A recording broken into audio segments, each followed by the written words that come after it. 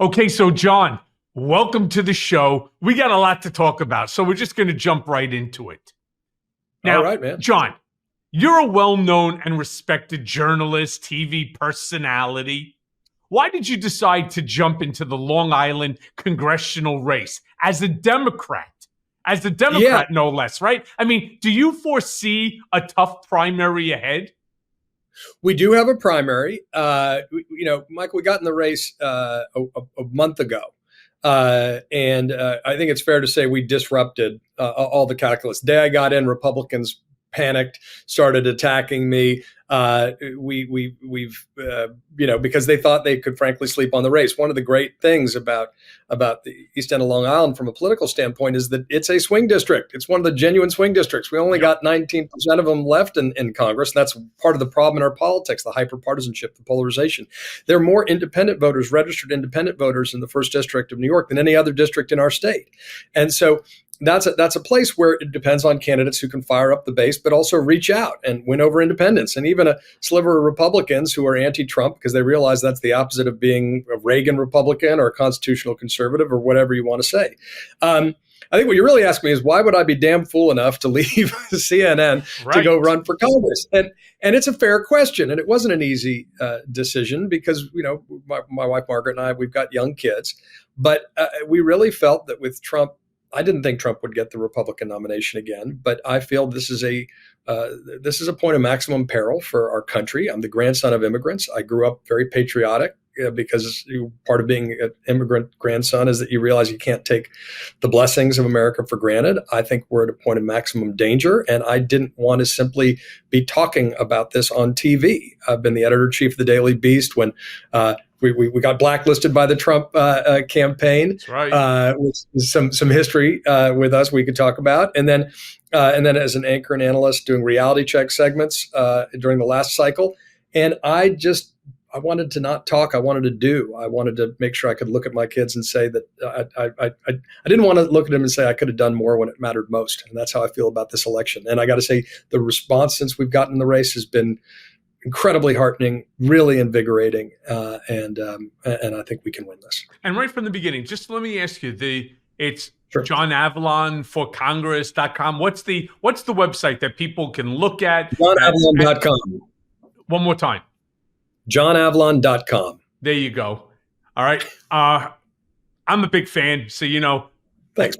Yeah, it's been a while now. I do have some questions to you because I get it, because I'm also the son of an immigrant, a Holocaust survivor who came. My father loves this country, more than most people could even imagine, because this to him was the land of opportunity. He ended up coming here after not even being able to get into the country post the war because they had malaria.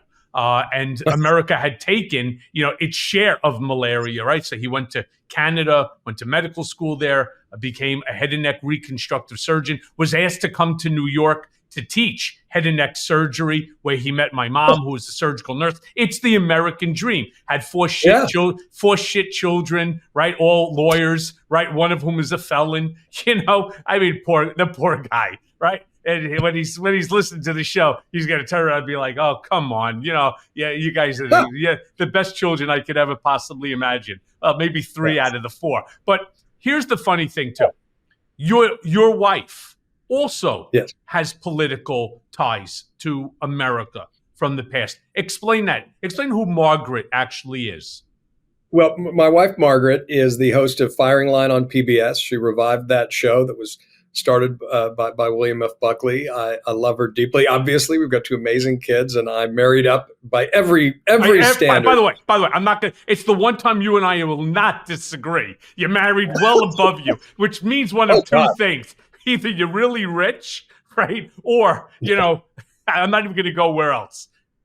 I appreciate that, Michael. But she happens to be the great granddaughter of Herbert Hoover, the former president of the United States, and that's it's a legacy that she and her family have done enormous amount to, I think, correct a lot of misrepresentations. He was an amazing American, orphan out of Iowa, who grew to be a self-made millionaire, fed millions, hundreds of millions of people in the wake of the First World War. Was known as the great humanitarian, the great engineer, the master of disasters, and then was president during the Great Depression, but was really one of the world's most renowned peacemakers. And I'm honored to, have my kids be related to him. Yeah, your wife. Honored to be married to my wife, most importantly. By the way, your wife is fantastic. I'm a big fan of hers as well. I've known her actually even longer than I knew you. True story. So, yeah, true story. So, one of the questions I do want to ask you, because you and I one day while sitting in the green room, we were both talking about Congress. You jumped into it. Harry Dunn jumped into it. My wife and my children, when I said to them, sweetheart, I want to think about running for Congress. And my kids immediately heard that. I got literally 6 middle fingers pointed at me saying, there's not a chance in the world that we're behind you. If you do this on your own. We don't want to know you. We don't want to be associated with you. I really want to run for Congress. I want to run against Jerry Nadler. I want to beat him because, first of all, I think he's done nothing for the district in 34 years of being in Congress, and I'm not a fan. I'm just not a fan. Putting all that aside, I'd still rather him than a Republican. Don't get me wrong, by a long stretch. But I think I would bring in a totally different perspective, more like a Dan Goldman or a Jared Moskowitz type, where I would like to be able to say the things that I would like to say to folks like James Comer or folks like Jim Bag Jordan. I mean, how did you get Margaret to agree? First of all, I'm impressed that they double middle fingered you, both of them. What are you talking about? My wife, my son, and my daughter. That's impressive. That's a lot of middle fingers. Look, I owe it all to my wife. I mean, you can't run without the support of your wife and your family, and our kids are young. But this is running. We don't make running for office easy, and I do think we have made it, particularly in downstream from Donald Trump, look like running for office is an indecent and dangerous thing to do. Right? It's bad for your family. It's bad for your finances. It's bad for your reputation. And you do it only because you care about the country and you care very much about where we go. And this is a time for citizens to step up and get off the sidelines and roll up their sleeves and get in the arena. We're citizens, not subjects. We can't wait for someone else to come save us. We need to do the hard work. And, I think part of the problem is in the whole Steve Bannon flood the zone with shit, scenario, it makes that normal people don't want to get involved. This election is going to be about a war for normal people. And the problem is we've made the arena seem so indecent that only people who don't mind walking through that muck, the extremists, the ideologues, the cultists, that seeds the ground to them. We can't do that, right? Democracy is government of, for, and by the people. We need to step up as citizens and restore representative governance again, which means being able to reason together using a common set of facts to solve common problems.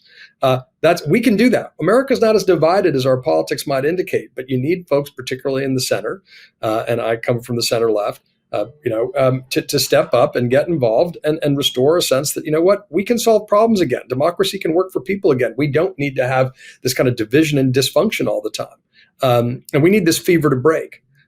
We need to defeat Donald Trump and his what I call MAGA minions decisively at the polls. And the current first-term Republican incumbent inside the New York's 1st District, doesn't even live in the district, by the way, is just one of those Trump flunkies who does whatever Donald Trump says. And he represents one of the 18 districts that Joe Biden won in 2020, 18 Republicans who represent that. And he embraced Trump wholeheartedly because he didn't think he'd have a competitive general election. Now he knows he does, running scared. Yeah. So let me ask you this then, John. Should you win, God willing, do the old knock on the wood, your opponent will be Republican freshman Nick LaLota. And he won the district by 11 points in 2020. Tell me, what's changed since then, and what do we need to do to ensure a John Avlon victory? I appreciate that. Look, I think one of the problems in politics is people over-index the last race. And it's like anything. Generals fighting the last war always make bad decisions. And you need to look at what inputs led to that top-line result. In 2020, my primary opponent, Nancy Goroff, was the Democratic nominee. And she lost by double digits despite spending a lot. And there was a candidate, Bridget Fleming, who I also supported in 2022. But remember, the backdrop of that is a New York gubernatorial race, and the Republican nominee was Lee Zeldin, who I will always say his name by saying, who voted to overturn the election after the attack on the Capitol, Lee Zeldin. But he formerly represented the 1st District after Democrat Tim Bishop had held it for a dozen years. Yep. And so I think the Hochul campaign said, you know what, we're not going to, that's his home district. We're not going to really invest in that side of the island. And that's why you saw, despite Democrats having a pretty, surprising a lot of people with a very much stronger than typical midterm elections, when President Biden made the argument about democracy, in New York, a lot of those swings districts, slipped away. I think that was atypical. It was about that cycle. And I think with presidential year turnout, the idea that Long Island is going inexorably Republican is just wrong. And I'll tell you why. You look at the new district, the new numbers, the 1st District has more independent voters, registered independents, than any other district in New York State. There are only 3,000 more registered Republicans than Democrats. So it takes a kind of candidate, though, who can fire up the Democratic base, but also win over independent voters and even a sliver of Republicans. And I believe I can do that. Yeah, I do. I believe you can too. Now, just looking at the House right now, it's a fucking mess. I mean, there's no other way. There's really no other way to describe it. It is. Look, that's a legal term of art. It is a fucking mess. If you win your seat, it can help, and it will help shift the balance of power. Because right now, it is a razor-thin margin. Mm-hmm. What are you predicting for the House? Can Democrats win back the majority? Will the Democrats win back the majority? Yes, I believe we absolutely can win the majority. And I'll go so far as to say that if we Democrats win New York's 1st District, we will win the majority. That's how pivotal I think this is. And I'd remind folks for why it matters, particularly those independent voters whose concern and complaint about politics is that there seems to be no bipartisanship. That when Nancy Pelosi was Speaker, with a similarly narrow margin as Republicans have been dealing with, and they had an evenly divided Senate, and President Biden was just elected, over 300 pieces of bipartisan legislation got passed. Let me repeat that. Over 300 pieces of bipartisan legislation. And this isn't just name and post office. This is landmark bills like the infrastructure bill, like the CHIPS Act, right, which has helped reshore American manufacturing and combat the rise of China in industrial ways that protect our essential industries. These are big pieces of legislation. And it just leads you to remember that right now we have one functioning political party in America. We have one big tent political party. Bipartisanship has become a partisan virtue. We see it over and over again, even especially with this border bill that Donald Trump scuttled after Republicans negotiated it with Senator Jim Lankford from Oklahoma, and the one-term Republican incumbent Nicola Lota, he mocked Lankford for trying to pass that bill. He's one of these Trump flunkies who's a leader, he's a follower, not a leader. He did whatever Donald Trump said, and he mocked Lankford for negotiating that bipartisan bill. This is the fundamental disagreement. We see bipartisanship as the solution. They see bipartisanship as the problem. They're wrong, right? And that's why right now, if you care about bipartisanship, you got to vote Democrat. Yeah, look. The whole thing is just like I said, the place is an absolute mess. You can't everyone wants to leave. Right.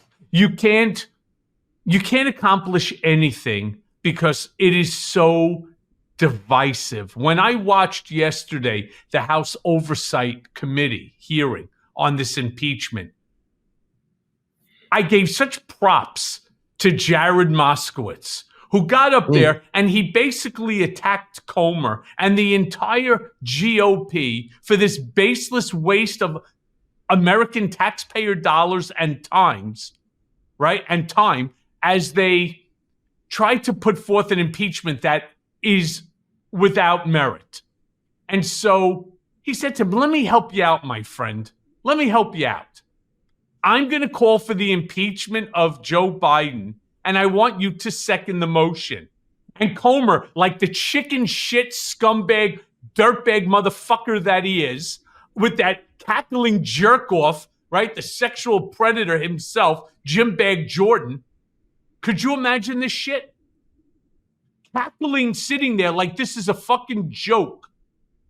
And I shouldn't say that he's a sexual assaulter because that was only the allegation, right? That he turned a Yes, blind eye to the Ohio wrestlers and so on. Journalists, Right? we got to be accurate. I need to be accurate because here on Mea Culpa, it's nothing but the truth. But you can imagine I despise them both. Neither would second the motion, especially not Comer Pyle. He just wouldn't do it. He had every opportunity right then and there. And then, of course, you have Jim Jordan coming to his rescue because Jim Bag thinks he's the rescuer of every lame duck that's there. First it's Donald, then it's him. It was Mark Meadows for a while. I don't have to say, okay. What ends up happening is he turns around and he goes, because we do our homework. What? Really? How about the homework that you did during the 2 Trump impeachments? The only reason that Trump wasn't impeached is because of the divisiveness, not because you had facts. That was actually one of the most factually significant cases. And the way it was portrayed to the American people, like a true crime story, right? Like a true like, almost like a movie. The fact that Jim Bag could turn around and make statements that they only will bring this impeachment, when they have the facts. Well, they've been at it for 15 months. How would you have reacted, if you don't mind me asking? About the Biden impeachment? Yeah. I would have said this is a blatant, transparent attempt to use hyperpartisan media to try to muddy the waters and create moral equivalence between Donald Trump and Joe Biden when they're not in the same moral universe. It's important we go back to the applying the same standards, not this sort of situational ethics. And we see just this weaponized by Trumpist apologists and the kind of rationalizations that led them not to follow through with the impeachment the second time, which would have changed American history for the better. Because it was the most bipartisan impeachment in the Senate we've ever seen, and guys like Jim Jordan were directly implicated. I mean, Liz Cheney said, you did this. On January 6th. And so this attempt to sort of look, I think it's absolutely fair to follow the money and see what's happening, but we also need to deal with the facts. And it's a transparent attempt to blur the distinction between Donald Trump and the money trail around his presidency and the keeping involved in the operations of his organization and some of the sweetheart windfalls that have come to extended members of his family and the Biden folks. Again, apply the same standards. Follow the money. If you've got concerns, but operate in good faith, not bad faith. And what we've seen is boatloads of bad faith, and because it's all about a political, fishing expedition, and it's turned up nothing. And once in a while, when pressed, they admit it, and that's why it's come to nothing, because the facts don't fit the accusations. Yeah. So let me ask you this then: in your opinion, which are the most vulnerable seats in the upcoming election? Which are the ones, other than the one that you're in? Which are the other seats that we should be looking at in order to swing the House? Look, it's New York. I mean, it's New York swing districts, right? It's Mondaire Jones's race. It's Tom Suozzi holding on to his seat, which he should be able to do just fine. It's New York's 4th, which is below Suozzi's seat. It's Pat Ryan holding on to his seat in upstate New York. It's the New York swing states, which were Democrats could have held on to the House narrowly if it weren't for the larger impact of the New York gubernatorial race. And I think that we can return to those districts' historic state with New York 1. I think we can. That's those majority makers, and that's what's necessary. I think what both parties need to recognize, but the Democrats too, is that you need to play offense, right? You can't simply play to your base, and that's particularly true in terms of districts, right? I mean, Democrats, and I've said this many times. We need red state Democrats. We need rural Democrats again. That's healthy, right? We can't have this sort of polarization where the problem we're in, and the reason the Republican Party was so susceptible to someone like Donald Trump with his weapons of fear and greed, is because most of them don't have competitive general elections. So all they're ever worried about is losing a close partisan primary. And that means they're disincentivized from solving problems, working across the aisle, and they're terrified of alienating 5 to 10% of the base who are the most ideological, the most extreme, and the most easily manipulated. And Donald Trump effectively gamed that system, and it shows the bankruptcy of this particular incentive structure, how fundamentally screwed up it is. But pay attention. Look, there are going to be important seats in California. There are going to be important seats in North Carolina. They're going to be, which was redistricted to hell. They're going to be important, pickup opportunities, maybe a seat in Alabama and Louisiana, but it's going to be New York. It all goes through New York. If we win the first district in New York, we'll win the House. But I think the road to majority goes through New York.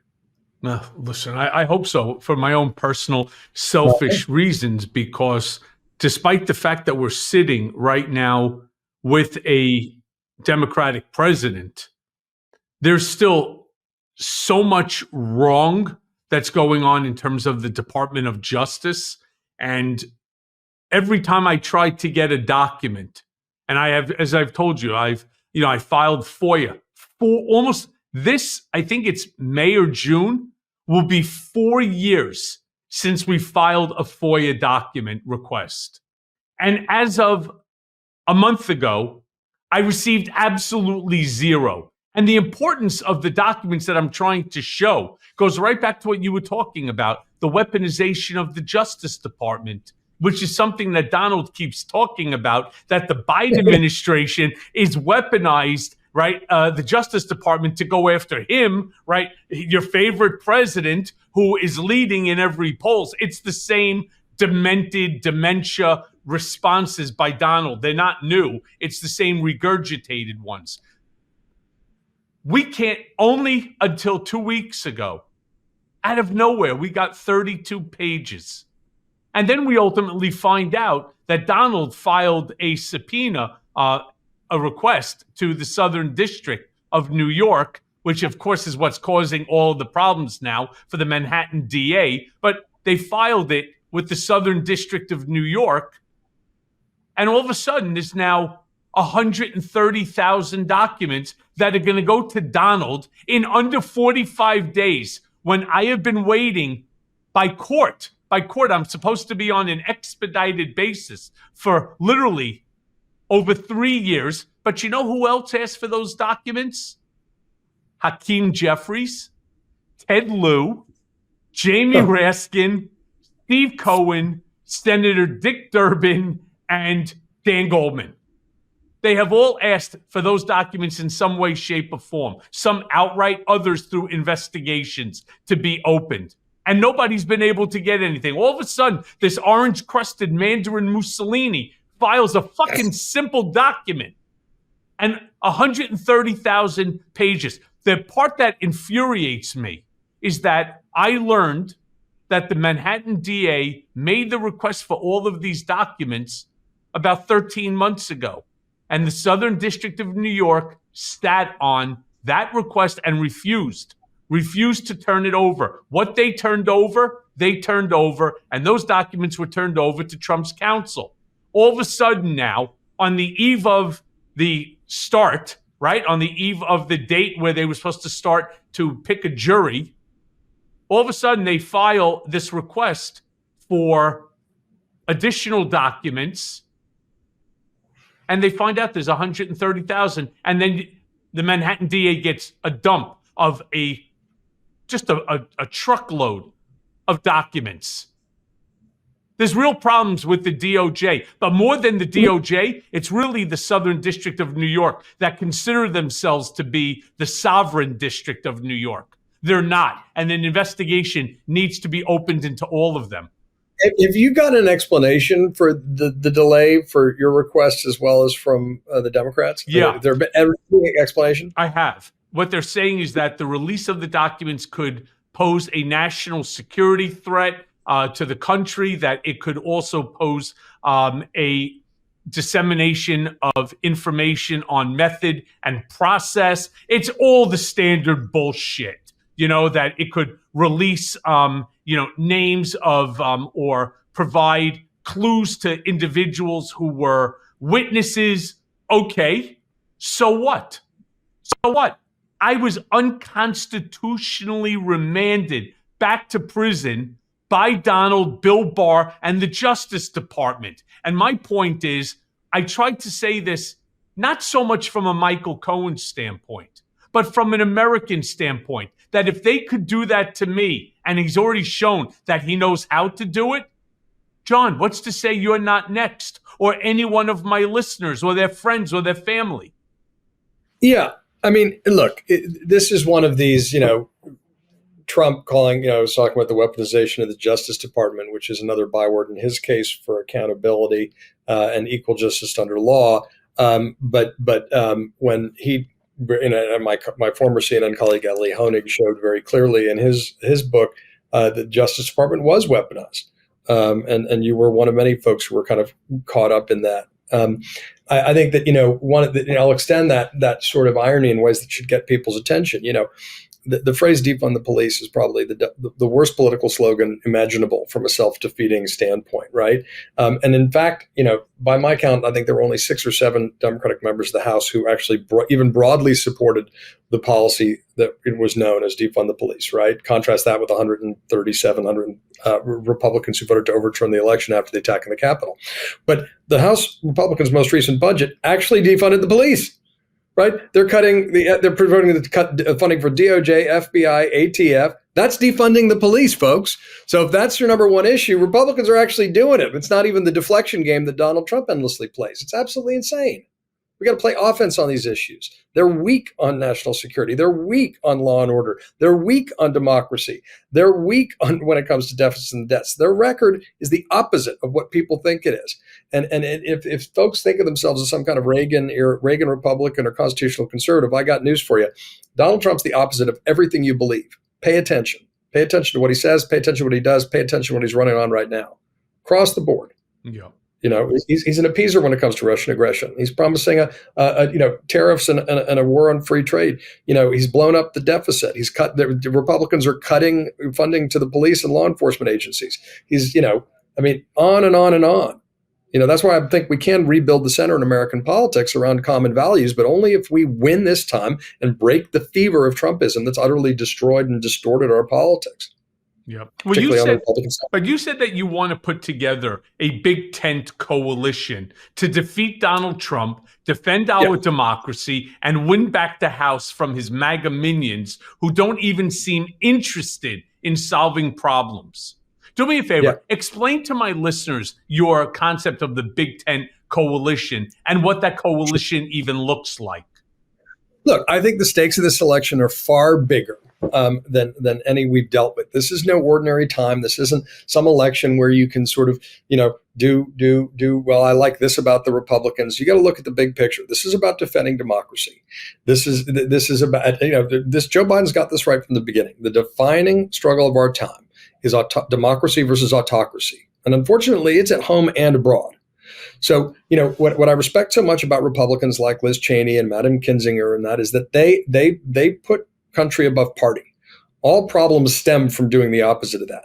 They stood about consistent principles that they'd always stood for, and they found, much to their shock and frankly horror, that the Republican Party, as Mitt Romney has said, too often these folks aren't following the Constitution. They're not interested in that. They're in the hyper-partisanship and the pursuit of power and self-protection.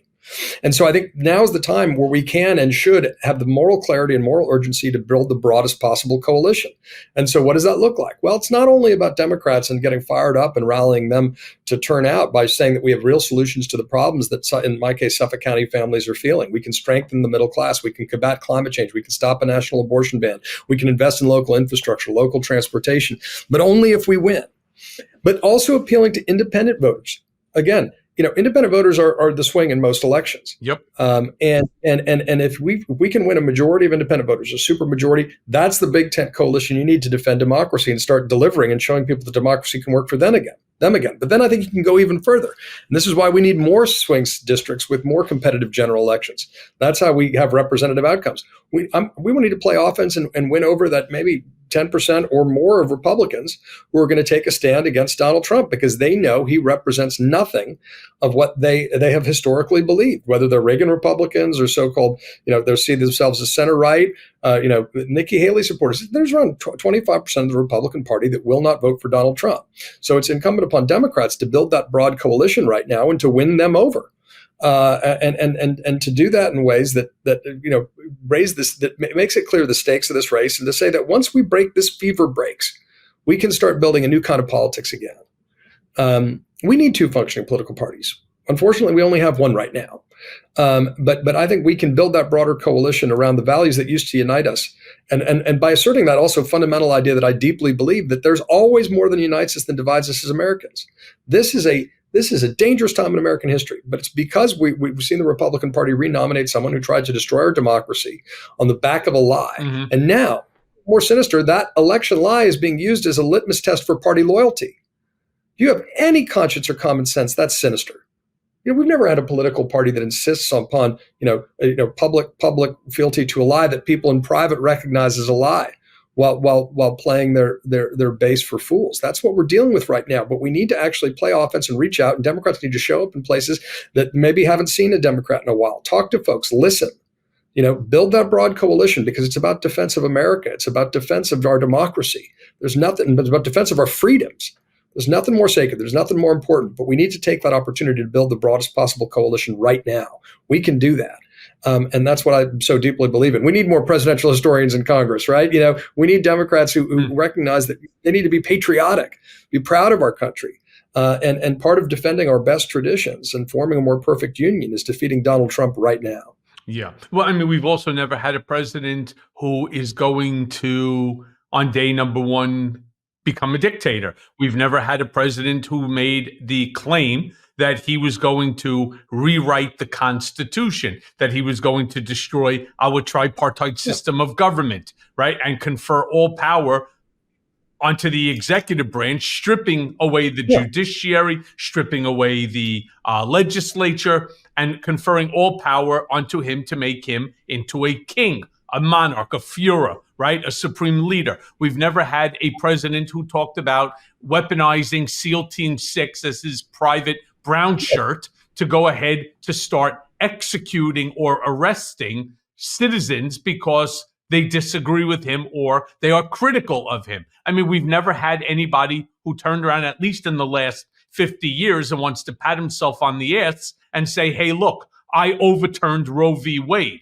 Right? And I'm going to do more. I'm going to now interfere with every woman's ideology on how she wants to deal with a pregnancy or what goes on in the bedroom. I mean, we've never had anybody who turns around and says that he could have fixed the Civil War in 24 hours. If you read through the statement, right, he could do everything in 24 hours. But you have to, as you said, you have to know a little bit about history to understand the insanity of the man that is saying it. The only way to have possibly ended the Civil War in 24 hours is you let the South keep slaves and let the North be a free zone, right? I mean, there's no other way to do it. It's not like you're going to say, okay, I'm here.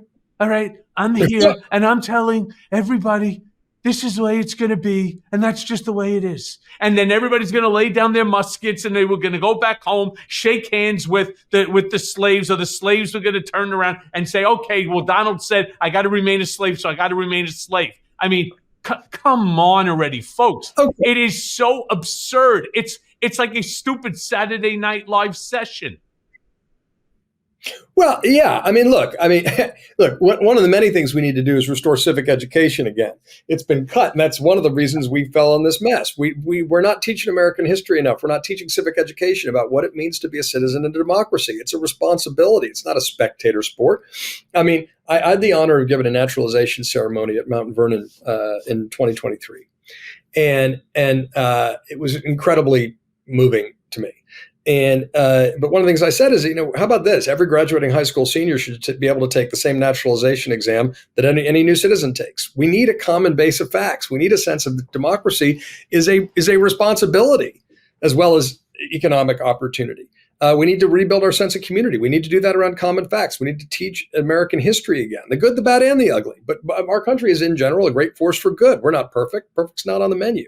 But we need to really appreciate, the role our country has played from any historic perspective. That's one of the things we can do. But you need that kind of basic literacy to understand when people are lying to you. Just nonsense, self-evident, fabricated, BS. I mean, it's like people, I go to church, right? I think we need to take the Bible and the American flag back from Republicans who treat it as their personal property. But if you're a person of faith, go back and listen to the answer Donald Trump gave when he was talking to John Heilman and his former partner about his favorite book of the Bible. The guy's just tap dancing. It's like a 3-year-old trying to make excuse for a book report he didn't hand in. This is no respect or understanding of something that is incredibly sacred, and that extends to this idea of civic religion as well. Look, my last book was called Lincoln and the Fight for Peace.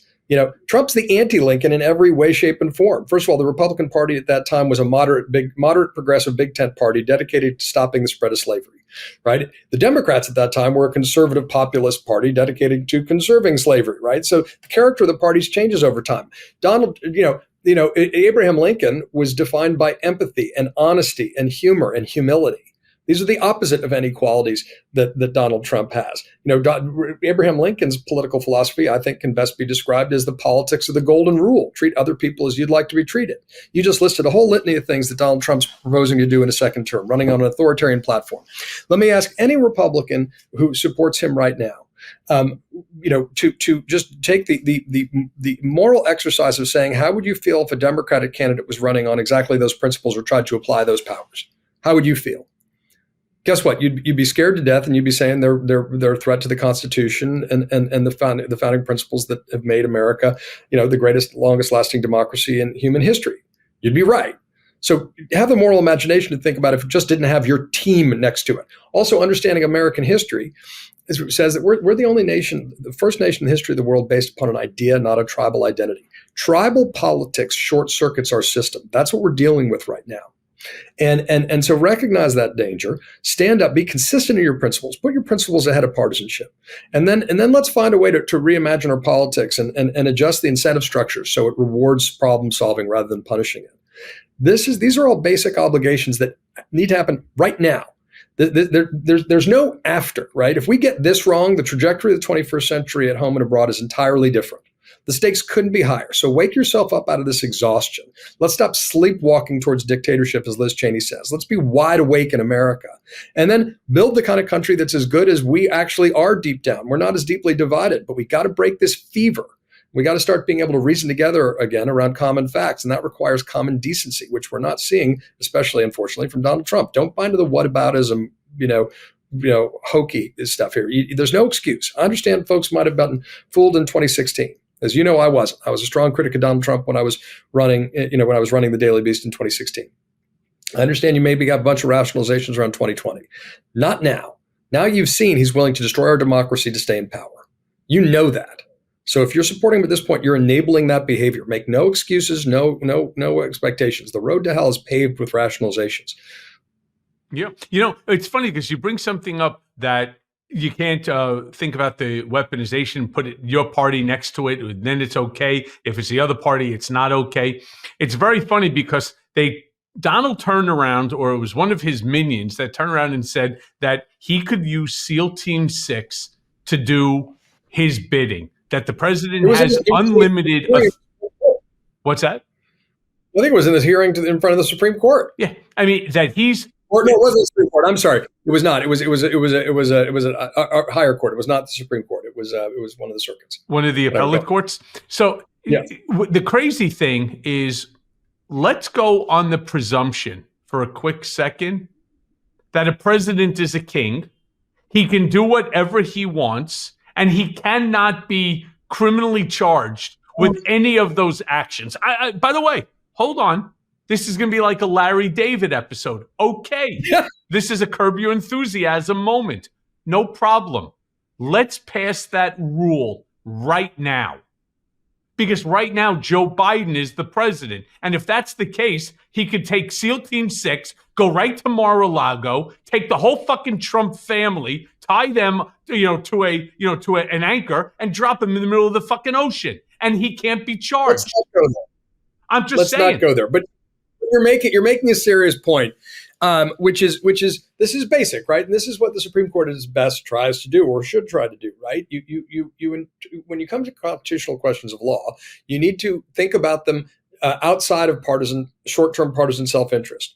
right? It's not about your short-term partisan self-interest. It's about the underlying principle and how it applies to presidents of any party from now going forward. And you just illustrated why it's an absurd argument.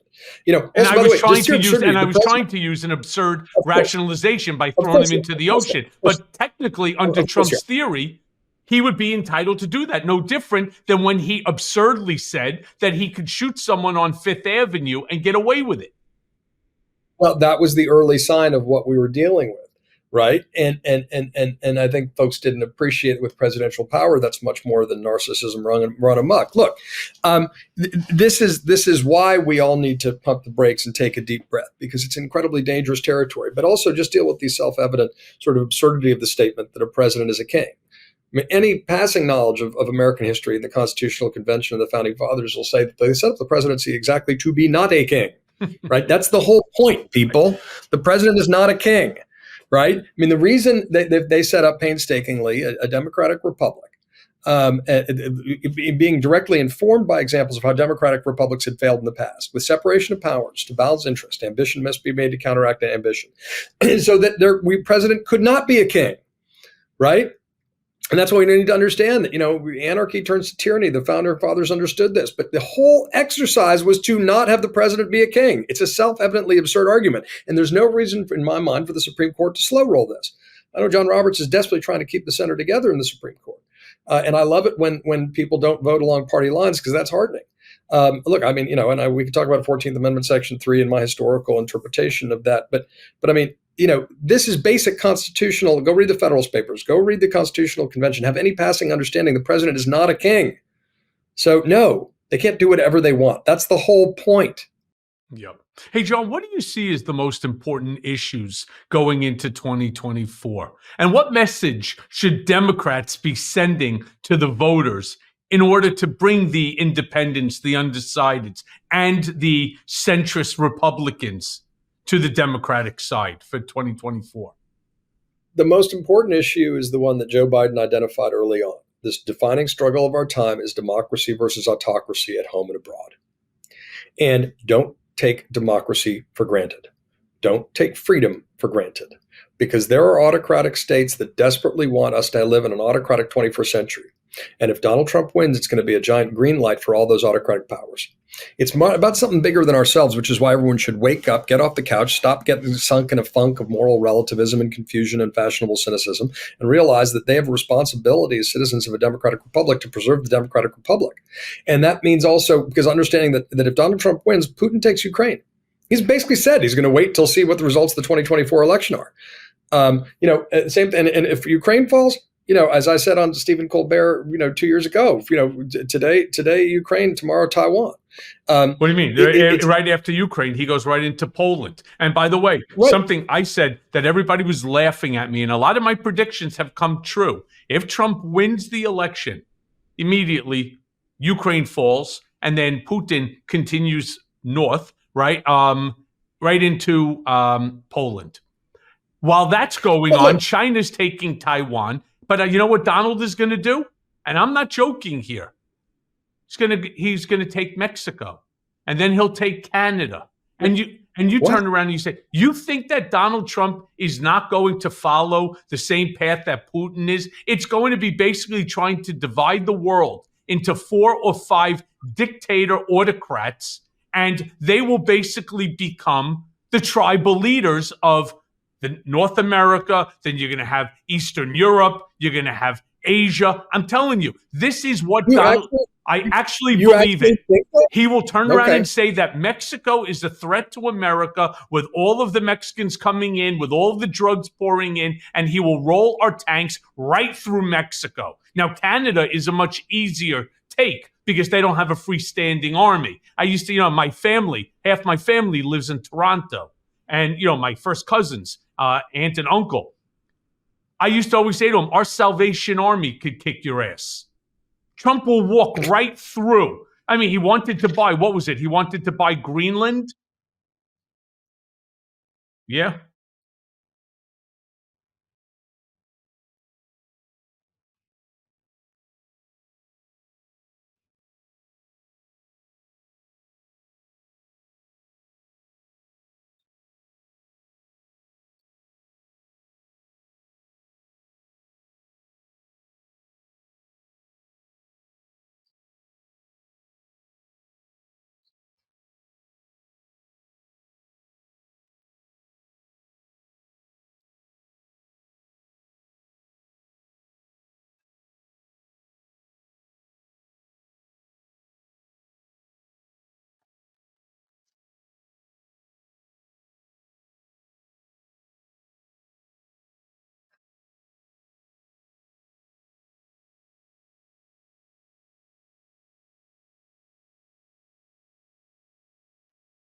Absolutely.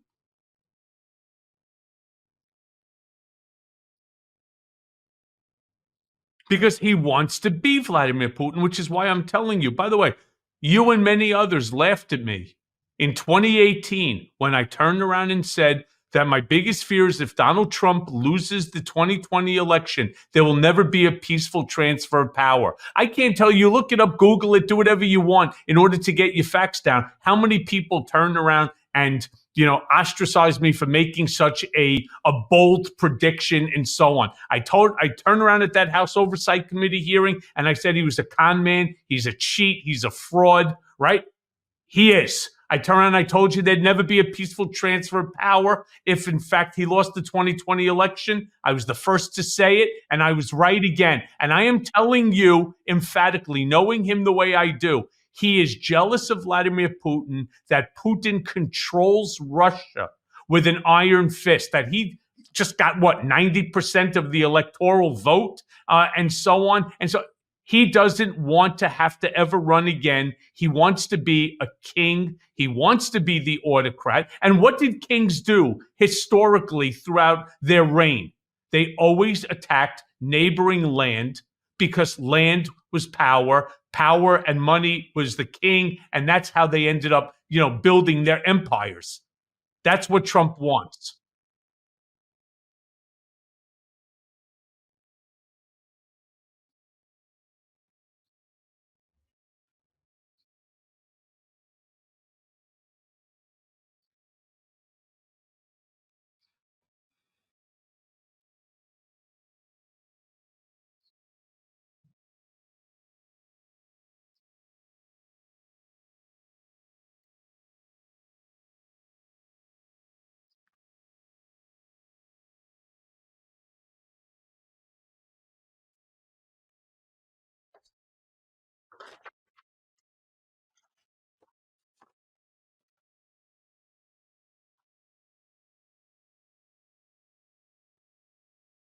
Yep.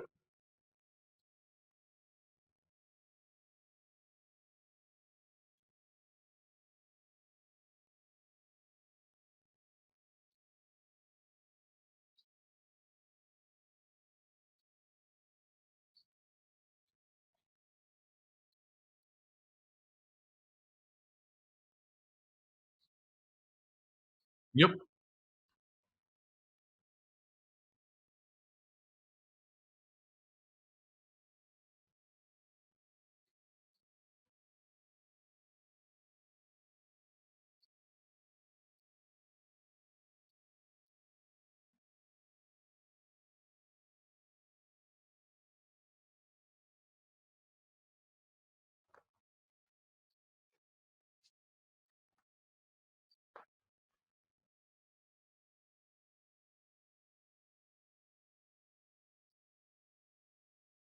Hmm.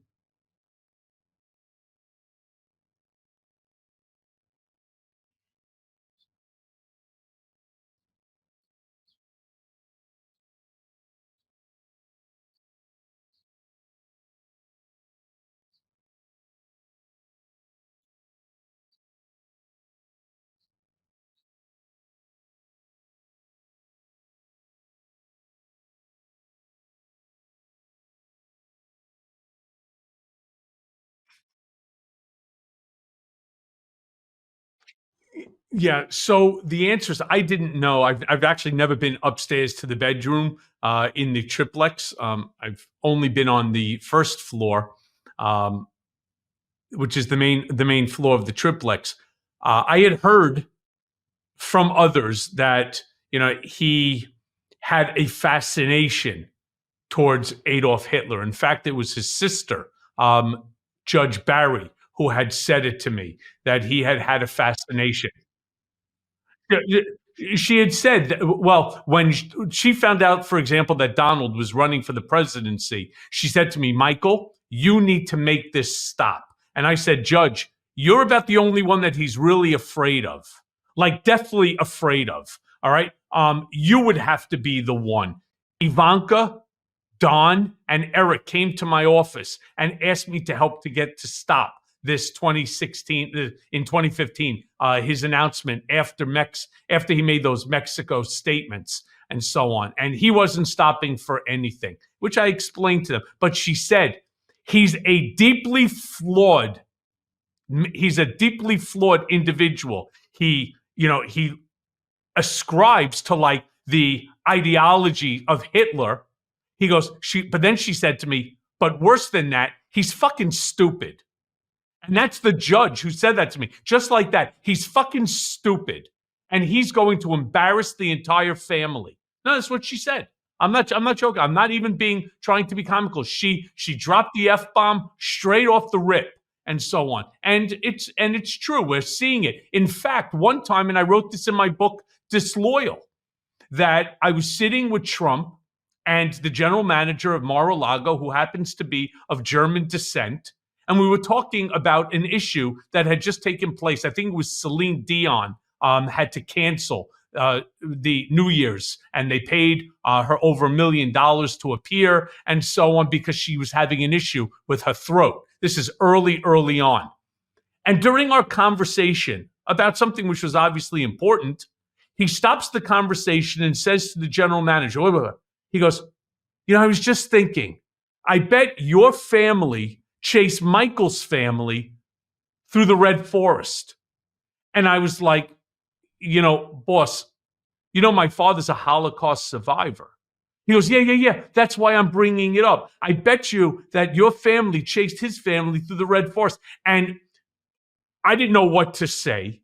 The general manager wanted to climb up his own ass and die because he's a decent, good man. He really is. He's like central casting for what you would want at a place like Mar-a-Lago, right? I mean, a really good man. And he didn't know what to say either. But thinking about that in retrospect, the fact that Donald even knows about the Red Forest and was able to equate that, to me, certainly validated what his sister had said years later, that he had a fascination with Adolf Hitler. Yeah.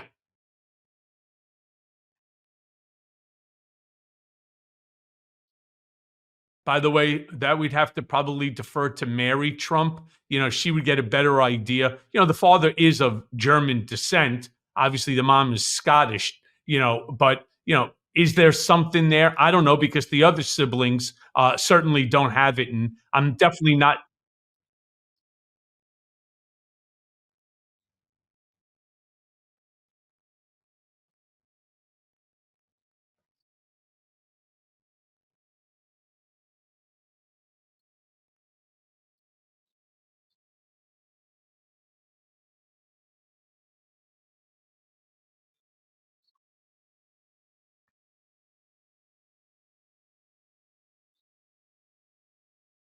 How about, well, I'm sorry, John, what about when he turned around and he said that there are good people on both sides? They're talking about, that Nazi march, that went through, what was that, Charlottesville? I mean, there are not good people on both sides, right? You have to draw a line of distinction. But I do want to just move on and ask you this, all right? Let's imagine that the Democrats do take back the House and have the Senate. What should be their priorities? Do you think it should be like expanding the Supreme Court, reestablishing abortion rights, gun safety, which I'm all for? What would you do what would you do if it was up to you? Because I already have you winning, just so you understand that.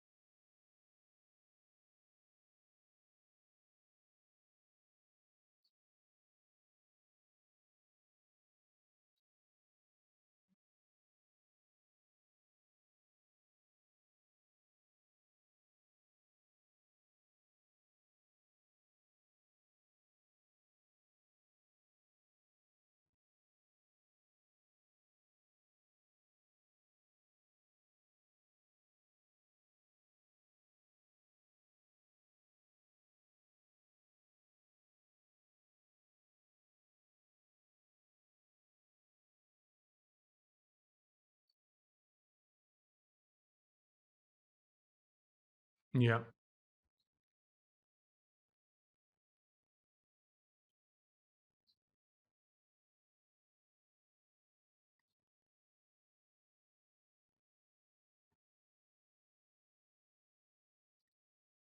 Yeah, and that's the distinction between Trump and Biden.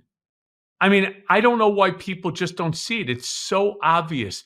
Biden is a uniter and Trump is a divider. In his own inaugural statement in 2017, he got up and he said, you know, and I'm not talking to those of you who didn't vote for me. I mean, that's like in his inaugural statement. It was funny. He was already dividing the people who voted for him and the people who didn't. But look, the hour goes by very quickly on mea culpa, right? Because yeah. So I have one last question for you, right? Since we're talking about Biden, we're talking about Trump. What do you think of Joe Biden, and how would you grade him against other great presidents?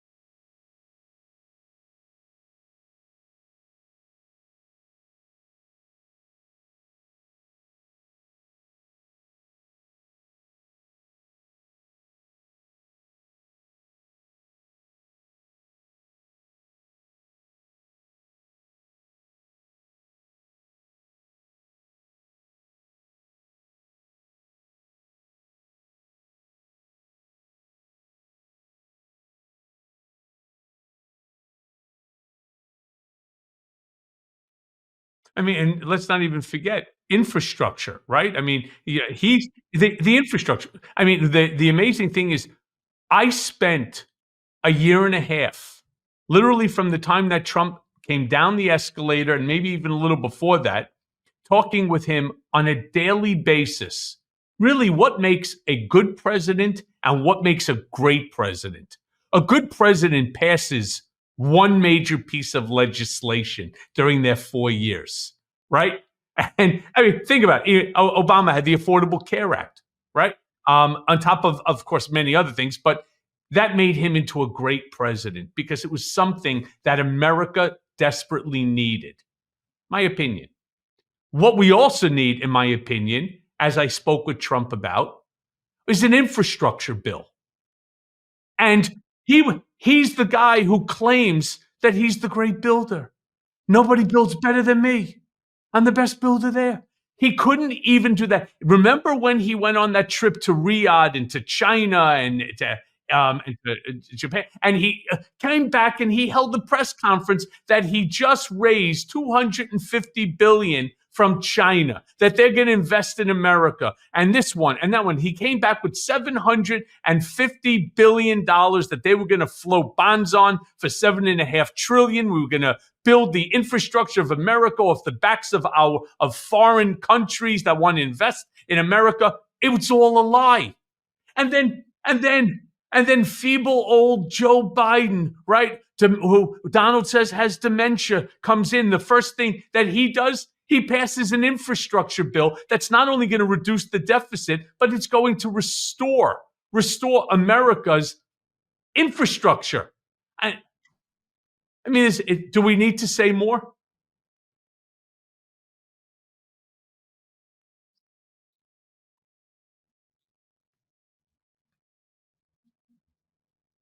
Joe, John, great to see you, my friend. I will see you soon, hopefully on the trail and in the green room. Be well.